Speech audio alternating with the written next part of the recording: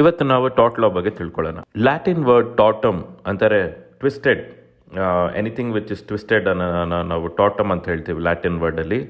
ಅದರಿಂದ ಈ ಟಾಟ್ ಲಾ ಅನ್ನೋದು ಶುರು ಆಯಿತು. ಈ ಟಾಟ್ ಲಾ ಅನ್ನೋದ್ರೆ ಏನಂದರೆ, ಇದು ಒಂದು ಬಿಹೇವಿಯರ್, ಯಾರಲ್ಲಿ ಟ್ವಿಸ್ಟೆಡ್ ಬಿಹೇವಿಯರ್ ಇರುತ್ತೆ ಅದರಿಂದ ಬೇರೆಯವ್ರಿಗೆ ಏನಾದ್ರು ಒಂದು ತೊಂದರೆ ಆಗಿರುತ್ತೆ.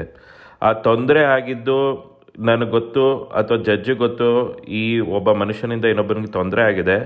ಬಟ್ ಆ ತೊಂದರೆ ಒಂದು ಲೀಗಲ್ ಸಿಸ್ಟಮ್ ಅಥವಾ ಸೊಸೈಟಿಲಿ ಅದಕ್ಕೊಂದು ಏನು ಲಾ ಇಲ್ಲ.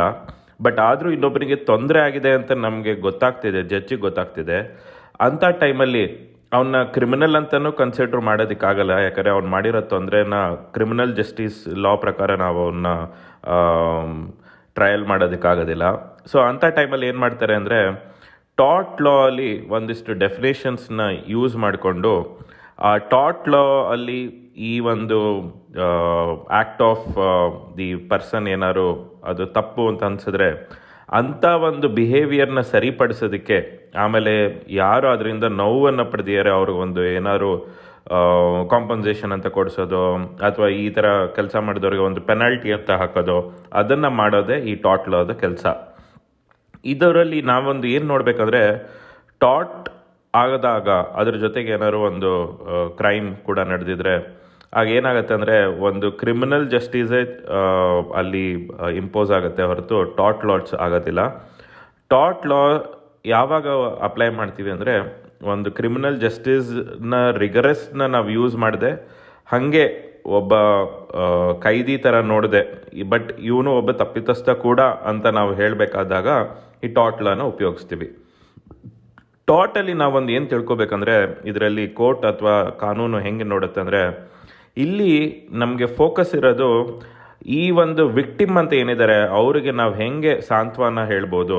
ಐದರ್ ಈ ತಪ್ಪ ಮಾಡಿದವ್ರಿಗೆ ಪನಿಷ್ಮೆಂಟ್ ಕೊಡೋದ್ರಿಂದನ, ಅಥವಾ ಅವನ ಕೈಯಿಂದ ಇನ್ನೊಬ್ಬನಿಗೆ ತಪ್ಪ ಆದವನ ಕೈಯಿಂದ ಇನ್ನೊಬ್ಬನಿಗೆ ದುಡ್ಡು ಕೊಡಿಸೋದ, ಕಾಂಪನ್ಸೇಷನ್ ಕೊಡಿಸೋದ, ಅಥವಾ ಏನಾದ್ರು ಒಂದು ಕಾರ್ಯ ಮಾಡಿ ಇದನ್ನು ನೀನು ಸರಿಪಡಿಸ್ಕೊ ಅಂತ ಹೇಳೋದ, ಆ ಥರ ಒಂದು ದೃಷ್ಟಿಕೋನದಲ್ಲಿ ಟಾಟ್ ಲಾಸ್ನ ನಾವು ನೋಡ್ತೀವಿ.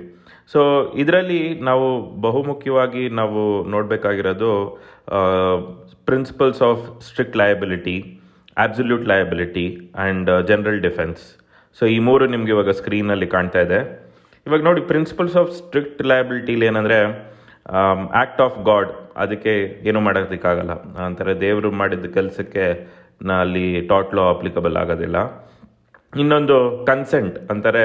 ಇವಾಗ ನಾವೊಂದು ಬಂಜಿ ಜಂಪಿಂಗಿಗೆ ಹೋಗ್ತೀನಿ, ಆವಾಗ ನಂಗೆ ಗೊತ್ತಿರುತ್ತೆ ಇದರಲ್ಲಿ ಏನೇನು ರಿಸ್ಕ್ ಇದೆ, ಅದರಲ್ಲಿ ನಾವೊಂದು ಫಾರ್ಮ್ ಸೈನ್ ಮಾಡ್ಬೋದು, ಆಗ ನಾನೇ ಕನ್ಸೆಂಟ್ ಕೊಟ್ಟಿರ್ತೀನಿ. ಸೊ ಅದರಿಂದ ಏನಾದ್ರು ಇಂಜುರಿ ಆದ್ರೂ ನಾನೇ ಅದಕ್ಕೆ ಹೊಣೆ ಅಂತೆಲ್ಲ ನಾವು ಹೇಳಿದಾಗ ಟಾಟ್ ಲಾ ಅಪ್ಲೈ ಆಗೋದಿಲ್ಲ.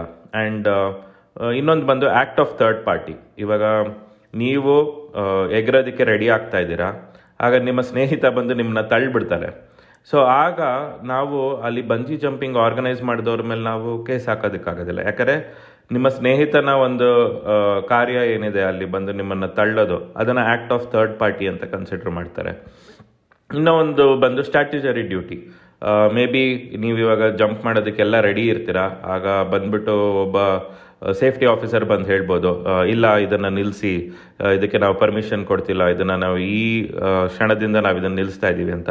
ಆಗ ನೀವು ಹೋಗ್ಬಿಟ್ಟು ಆರ್ಗನೈಸರ್ ಮೇಲೆ ಡ್ಯಾಮೇಜಸ್ ಕ್ಲೇಮ್ ಮಾಡೋದಕ್ಕೆ ಸಾಧ್ಯ ಇಲ್ಲ, ಯಾಕಂದರೆ ಸ್ಟ್ಯಾಟ್ಯುಟರಿ ಡ್ಯೂಟಿ ಮಾಡ್ತಾ ಇದ್ದಾರೆ ಅಲ್ಲಿ ಇರೋ ಸೇಫ್ಟಿ ಆಫೀಸರು. ಸೊ ಈ ಥರದಲ್ಲಿ ಪ್ರಿನ್ಸಿಪಲ್ಸ್ ಆಫ್ ಸ್ಟ್ರಿಕ್ಟ್ ಲಯಬಿಲಿಟಿ ಬರುತ್ತೆ.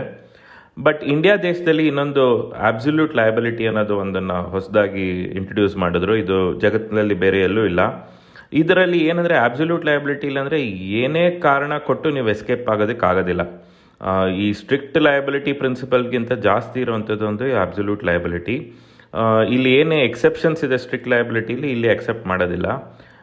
ಇದು ಒಂದು ಬಹುಮುಖ್ಯವಾದ ಕೇಸ್ ಅಥವಾ ಉದಾಹರಣೆ ತಗೋಬೇಕಾದ್ರೆ, ಭೋಪಾಲ್ ಗ್ಯಾಸ್ ಟ್ರಾಜಿಡಿ ಏನಿದೆ ಅದರಲ್ಲಿ ಹೇಳಿದ್ದೇನೆಂದರೆ, when some company is bringing a dangerous substance, ಒಂದು ಸಬ್ಸ್ಟೆನ್ಸ್ನ ನಾವು ಒಂದು ಭೂಮಿಲೇ ತರ್ತಾ ಇದ್ದೀವಿ ಅಂದರೆ ಅದರಿಂದ ಏನೇ ಹಾನಿಕರ ಕಾರ್ಯಗಳಾದ್ರೂ ಆ ಕಂಪ್ನಿನೇ ಅದಕ್ಕೆ ಲಯಬಿಲಿಟಿನ ಹೊಂದ್ಕೊಳ್ಳುತ್ತೆ. ಆ ಕಂಪ್ನಿನೇ ಅದಕ್ಕೆ ಕಾಂಪನ್ಸೇಷನ್ ಕೊಡಬೇಕು. ಅವ್ರು ಏನೇ ಕಾರಣ ಕೊಡ್ಬೋದು, ಆ್ಯಕ್ಟ್ ಆಫ್ ಗಾಡ್ ಅಂತ ಇರ್ಬೋದು, ಅಥವಾ ಅಲ್ಲಿ ಕೆಲಸಗಾರರು ಮಾಡಿದ್ರು ಅಥವಾ ಇನ್ನೊಬ್ರು ಯಾರೋ ಬಂದು ಮಾಡಿದ್ರು, ಏನೇ ಇದ್ರೂ ಆ ಕಂಪ್ನಿಗೆ ಆ ಲಯಬಿಲಿಟಿ ಇರುತ್ತೆ. ಅದು ಒಂದು ಅಬ್ಸಲ್ಯೂಟ್ ಲಯಬಿಲಿಟಿ ಬರುತ್ತೆ. ಇನ್ನು ಜನರಲ್ ಡಿಫೆನ್ಸ್ ಅಂದರೆ ಅದರಲ್ಲಿ ಆ್ಯಕ್ಟ್ ಆಫ್ ಗಾಡ್ ಮತ್ತೆ ಇದರಲ್ಲಿ ಬರುತ್ತೆ ಡಿಫೆನ್ಸ್ ಆಗಿ ಹೇಳೋದು. ಅಂದರೆ ನನ್ನ ಮೇಲೆ ಅಥವಾ ನನ್ನ ಕಡೆಯಿಂದ ಟಾಟ್ ಆಗಿದೆ ಅಂತ ಯಾರು ಇದು ಬಂದಾಗ ಡಿಫೆನ್ಸ್ ಲಾಯರ್ಗಳು ಹೇಗೆ ಹೇಳ್ತಾರೆ ಅಂದರೆ it's an act of god. ಅಥವಾ ಪ್ರೈವೇಟ್ ಡಿಫೆನ್ಸ್ ಅಂತಾರೆ. ಇವಾಗ ನಂಗೆ ಯಾರೋ ಹೊಡೆಯೋದಕ್ಕೆ ಬಂದ ಅಥವಾ ಹೊಡೆಯೋ ಥರ ಬಂದ, ಆಗ ನಾನು ಅವನಿಗೂ ಒಂದು ಪ್ರೈವೇಟ್ ಡಿಫೆನ್ಸಲ್ಲಿ ನಾನು ಅದನ್ನು ಡಿಫೆಂಡ್ ಮಾಡಿಕೊಂಡೆ. ಅಥವಾ ಗೊತ್ತಿಲ್ಲದೆ ಇವಾಗ ಆ ಥರ ಹೊಡೆಯೋಕ್ಕೆ ಬಂದಾಗ ಅಂತ ಅನಿಸ್ತು, ನಾನು ಕೈ ಎತ್ತಿದಾಗ ಅವನ ಮುಖನೂ ಸಿಕ್ತು, ಸೊ ಮಿಸ್ಟೇಕ್ ಆಗಿ ಅವನಿಗೆ ಬಿತ್ತು, ಅದು ಮಿಸ್ಟೇಕ್ ಅದು. ಸೊ ಆ ಥರ ಜನರಲ್ ಡಿಫೆನ್ಸ್ ಟಾಟಲ್ಲಿ ಬರೋದೇನು ಅಂದರೆ ಪ್ರೈವೇಟ್ ಡಿಫೆನ್ಸ್ ಇರ್ಬೋದು, ಒಂದು ಮಿಸ್ಟೇಕ್ ಆಗಿರ್ಬೋದು. ಆ್ಯಂಡ್ ಗೊತ್ತಿಲ್ಲದೆ ಒಂದು ನಡೆಯೋವಂಥದ್ದು, ಗೊತ್ತಿದ್ದು ನಡೆಯೋವಂಥದ್ದು, knowledge of risk and consent ಅಂತ ಏನು ಬರುತ್ತೆ ಇಲ್ಲಿ ಅಪ್ಲಿಕಬಿಲಿಟಿ. ಇವಾಗ ನೀವು ವೀಲಿಂಗ್ ಮಾಡ್ತಾ ಬಿದ್ದೋದ್ರೆ ಗಾಡಿಯಿಂದ, ನೀವು ಗಾಡಿ ಮೇಲೆ ಓನರ್ ಅಥವಾ ಗಾಡಿ ಮಾಡಿರೋ ಕಂಪ್ನಿ ಮೇಲೆ ಕೇಸ್ ಹಾಕಿದ್ರೆ, ಆಗ ಅವ್ರು ಹೇಳ್ತಾರೆ you know the knowledge, you should have the knowledge of risk and ಒಂದು ವೀಲಿಂಗ್ ಮಾಡಿದ್ರೆ ಏನಾಗುತ್ತೆ ಗಾಡೀಲಿ, ಅದು ಏನು ರಿಸ್ಕ್ ಇದೆ, ಸೊ ಆ ರಿಸ್ಕಿಂದ ಈ ಕಂಪನಿಗೆ ಅದಕ್ಕೂ ಏನು ಸಂಬಂಧ ಇಲ್ಲ, ಸೊ ಅದರಿಂದ ಈ ಕಂಪ್ನಿದು ಏನು ಕಾಂಪನ್ಸೇಷನ್ ಕೊಡೋದಕ್ಕಾಗೋದಿಲ್ಲ ಅಂತ ಆ ಥರ ಜನರಲ್ ಡಿಫೆನ್ಸಸ್ ಬರುತ್ತೆ. So as A general rule ಏನು ನಾವು ಅರ್ಥ ಮಾಡ್ಕೋಬೇಕು ಅಂತಂದರೆ, ಒಂದು ಇಲ್ಲಿ ಏನು ನಡೆದಿದೆ, ಆ ನಡೆದಿರೋದ್ರಿಂದ ಯಾರ್ದಾರಿಗೂ ಹಾನಿಯಾಗಿದೆಯಾ, ಯಾರಿಗಾರು ನೋವು ಉಂಟಾಗಿದೆಯಾ, ಮಾನಸಿಕ ನೋವಾ, ದೈಹಿಕ ನೋವಾ, ಸೊ ಅದೆರಡನ್ನು ಕಂಬೈನ್ ಮಾಡಿರೋವಂಥದ್ದು ಒಂದು. ಇನ್ನೂ ಒಂದು ಏನಂದರೆ ಇಲ್ಲಿ ಏನಾದ್ರು ಎಕ್ಸೆಪ್ಷನ್ಸ್ ಆಗುತ್ತಾ ಅಂತಾರೆ. ನಾನು ಹೇಳ್ದಂಗೆ ಪ್ರಿನ್ಸಿಪಲ್ಸ್ ಆಫ್ ಸ್ಟ್ರಿಕ್ಟ್ ಲಯಬಿಲಿಟಿ ಇರ್ಬೋದು, ಅಬ್ಸಲ್ಯೂಟ್ ಲಯಬಿಲಿಟಿ ಇರ್ಬೋದು, ಅದು ಏನಾದ್ರು ಅಪ್ಲಿಕಬಲ್ ಆಗುತ್ತಾ ಅನ್ನೋದನ್ನು ನಾವು ನೋಡ್ತೀವಿ. ಕೊನೆಯದಾಗಿ ನಾವೇನು ಅರ್ಥ ಮಾಡ್ಕೋಬೇಕು ಅಂದರೆ, ಟಾಟ್ ಲಾ ಅಲ್ಲಿ ಏನಾರು ಒಂದು ಕೃತ್ಯ ನಡೆದಿರಬೇಕು ಆ್ಯಂಡ್ ಅಥವಾ ಏನೋ ಒಂದು ಮಾಡಬೇಕಾಗಿದ್ದನ್ನು ಮಾಡಿಲ್ಲದೆ ಇರೋದು ಆಗುತ್ತೆ. ಸೊ ಅದನ್ನೇ ನಾವು ಆ್ಯಕ್ಟ್ ಆರ್ ಒಮಿಷನ್ ಅಂತ ಹೇಳ್ತೀವಿ. ಸೊ ಅದು ಆಗಿದ್ದಾಗ ಮಾತ್ರ ಟಾಟ್ ಲಾ ಬರುತ್ತೆ. ಆ್ಯಂಡ್ ಎರಡನೇ ಪಾರ್ಟ್ ಏನಂದರೆ, ಈ ಕೃತ್ಯ ಅಥವಾ ಕೃತ್ಯ ಮಾಡದೇ ಇರೋದ್ರಿಂದ ಒಂದು legal damage, either it can be a violation of rights, or it can be some harm, or this can be anything, financial ಇರ್ಬೋದು, ಮೆಂಟಲ್ ಡ್ಯಾಮೇಜಸ್ ಇರ್ಬೋದು, ಆ ಥರ. ಸೊ ಅದು ಆಗಿದ್ದಾಗ ಮಾತ್ರ ಟಾಟ್ ಲಾನ ಅಪ್ಲೈ ಮಾಡ್ಬೋದು. ಸೊ ಇದರಿಂದ ನಾವು ಅರ್ಥ ಮಾಡ್ಕೋಬೇಕಾಗಿರೋದೇನು ಅಂದರೆ, taught is A civil wrong.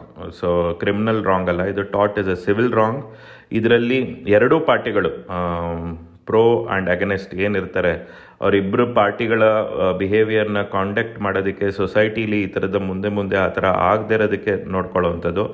ಇದು ಒಂದು ಬೇಸಿಕ್ ಆಬ್ಲಿಗೇಷನ್ ಅಂತ ಕೂಡ ನೋಡ್ತಾರೆ ಕೋರ್ಟು.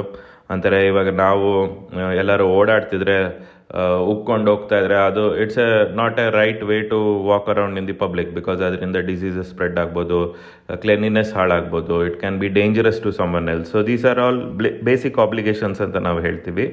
ಆಮೇಲೆ ನನ್ನ ಕಡೆಯಿಂದ ಒಂದಿಷ್ಟು ಡ್ಯೂಟೀಸ್ ಇದೆ as a citizen, whatever role we are in. So ಆ ಡ್ಯೂಟೀಸ್ನ ನಾವು ಫಾಲೋ ಮಾಡಲಿಲ್ಲ ಅಂದರೂ ಕೂಡ ಟಾಟ್ ಲಾ ಅಪ್ಲೈ ಆಗುತ್ತೆ. ಆ್ಯಂಡ್ ಡ್ಯಾಮೇಜಸ್ ಆದಾಗ ಮಾತ್ರ ಈ ಟಾಟ್ ಲಾಸ್ನ ಅಪ್ಲೈ ಮಾಡ್ತೀವಿ. ಆ್ಯಂಡ್ ಇದರಲ್ಲಿ ಏನಂದರೆ, ಟಾಟ್ ಆದಾಗ ಲಿಟಿಗೇಷನ್ ಅಂತ ನಾವೊಂದು ಏನು ಕ್ರಿಯೇಟ್ ಮಾಡ್ತೀವಿ, ಲಿಟಿಗೇಷನ್ ಪ್ರೋಸೆಸ್ ಅಂತ ಮಾಡ್ತೀವಿ, ಅದರಿಂದನೂ ಕೂಡ ಒಂದೊಂದು ಸರ್ತಿ ರೂಲ್ಸ್ ಎಮರ್ಜ್ ಆಗುತ್ತೆ. ಸೊ ಇವಾಗ ನಾನು ಹೇಗೆ ಸ್ಪಿಟ್ಟಿಂಗ್ದು ಎಕ್ಸಾಂಪಲ್ ತೊಗೊಂಡು ಇದೇ ಥರ ತುಂಬ ಕೇಸಸ್ ಬರ್ತಿದ್ರೆ, ಆಗ ಜಡ್ಜ್ ಹೇಳ್ಬೋದು, ನಾಳೆಯಿಂದ ಕೋರ್ಟ್ ಆದೇಶದಂತೆ ಯಾರು ಎಕ್ಸಾಂಪಲ್ MG ರೋಡಲ್ಲಿ ಒಗಿಯೋಂಗಿಲ್ಲ. ಸೊ ನಿಮಗೆ ಗೊತ್ತಿರ್ಬೋದು, ಹಲವಾರು ವರ್ಷಗಳ ಹಿಂದೆ ಕ್ರಾಸಿಂಗಿಂದ ಆಕ್ಸಿಡೆಂಟ್ಸ್ ಆಗ್ತಾಯಿತ್ತು. ಸೊ ಆಗೇನು ಮಾಡಿದ್ರು, ಜೇ ವಾಕಿಂಗ್ ಅಂತ ನಾವು ಹೇಳ್ತೀವಿ, ಜೇ ವಾಕಿಂಗ್ನ ಬ್ಯಾನ್ ಮಾಡಿದ್ರು ಅಥವಾ ಫೈನ್ ಹಾಕಿದ್ರು. ಕೋರ್ಟ್ಗಳು ಹೇಳ್ತು ಹೋಗಿ ಫೈನ್ ಹಾಕಿ ಅಥವಾ ಅವ್ರನ್ನ ಹಿಡ್ಕೊಂಡು ಬನ್ನಿ ಅಂತೆಲ್ಲ. ಸೊ ಆ ರೀತಿ ರೂಲ್ಸ್ ಕೂಡ ಒಂದು ಬರುವ ಸಾಧ್ಯತೆಗಳಿರುತ್ತೆ, ಟಾಟ್ ಸೊಸೈಟಿಲಿ ನಡೀತಾ ಇದೆ ಜಾಸ್ತಿ ಅಂತ ಅನಿಸಿದಾಗ. ಸೊ ಇದೆಲ್ಲ ಟಾಟ್ ಬಗ್ಗೆ ನಿಮಗೆ ಅರ್ಥ ಆಗಿದೆ ಅಂತ ಅಂದ್ಕೊಂಡಿದ್ದೀನಿ. ಏನಾದ್ರು ಡೌಟ್ಸ್ ಇದ್ದಲ್ಲಿ ಅಥವಾ ಏನಾದ್ರು ಪ್ರಶ್ನೆಗಳಿದ್ದಲ್ಲಿ ಕಮೆಂಟ್ ಸೆಕ್ಷನಲ್ಲಿ ಹಾಕಿ. ಧನ್ಯವಾದಗಳು.